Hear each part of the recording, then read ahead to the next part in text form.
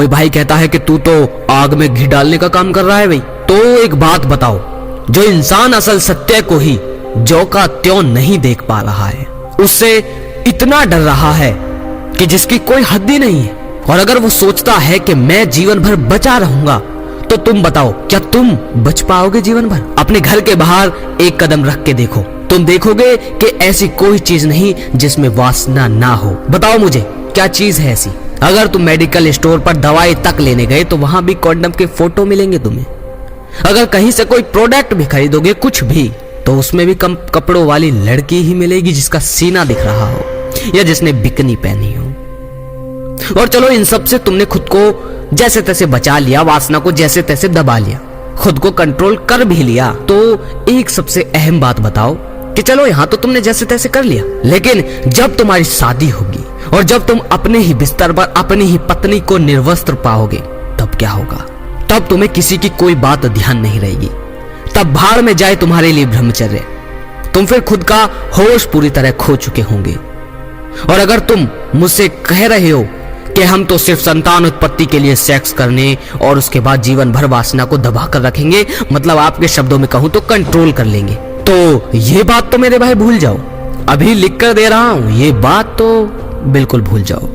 जिस चीज को तुम आज जहर मान रहे हो, जिस चीज को आज तुम जो का त्यों नहीं देख पा रहे, अपने आप को कंट्रोल और दबा कर रखे हो। जैसे तैसे अगर कहीं फोटो दिख लिया तो नजर बचा ली, कोई कम शरीर वाली लड़की दिखी तो नजर छुपा ली, मतलब जैसे तैसे खुद को दबा लिया। और तुम सोच रहे हो कि शादी के बाद तुम सिर्फ संतान उत्पत्ति कर पाओगे। तो भूल जाओ मेरे भाई। मैं जानता हूं मेरी बातों को गाली दोगे तुम, जानता हूं, लेकिन थोड़ा तो दिमाग लगाओ। जब तुम्हारी ही वाइफ तुम्हें तुम्हारे बिस्तर पर निर्वस्त्र मिलेगी, अपनी पत्नी को देखकर तुम सब कुछ भूल जाओगे। तो काहे की वासना की मुक्ति है? सिर्फ संतान उत्पत्ति के लिए भी सेक्स में कदम वही रख पाता है जो होश में रहता है। तुम शादी होते ही सीधा सेक्स करने लग जाओगे। तुम 5 साल, 1 साल, 10 साल भी रुकने के काबिल नहीं हो।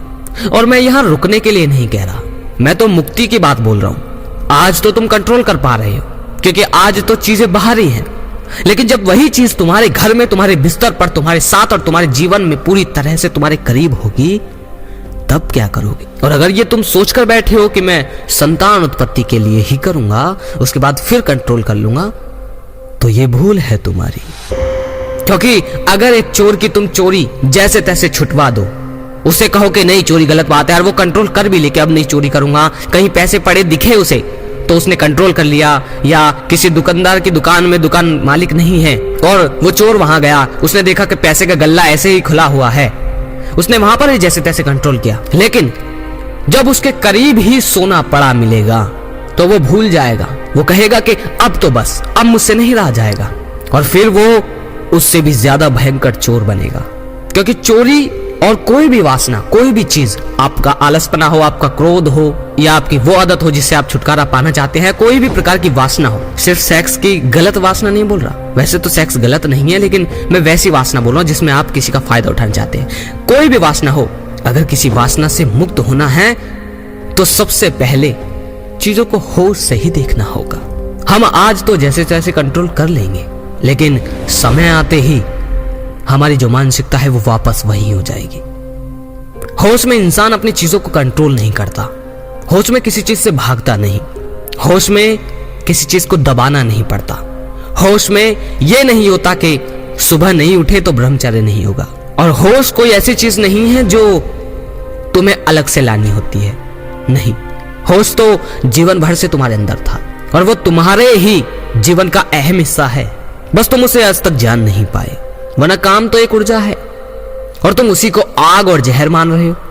हमारे वेद और हमारे शास्त्र कहना क्या चाहते थे तुम ये कभी समझे ही नहीं। तुम उनकी आधी चीजें समझ पाए और आधी को तुमने ऐसे ही पर्दा डाल दिया। आज तो तुम जैसे तैसे कंट्रोल कर लोगे, लेकिन समय के साथ तुम खुद को ये समझ नहीं पाओगे कि मुझे अब करना क्या है।